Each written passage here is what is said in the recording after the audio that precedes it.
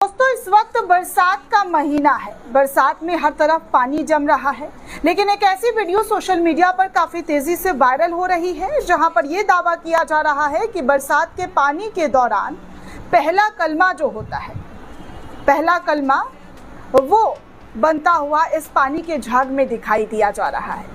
इस वीडियो को हर तरफ से शेयर किया जा रहा है। सोशल मीडिया पर यह वीडियो इस वक्त खूब वायरल हो रहा है। लिखा जा रहा है कि देखिए किस तरीके से बारिश के पानी जो टपक रहा है, उसी पानी के झाग से कलमा शरीफ जो है लिखता हुआ दिखाई दिया जा रहा है। आप इस वीडियो को साफ तौर पर देख सकते हैं कि झाग में पहला कलमा लिखा हुआ दिखाई दिया जा रहा है।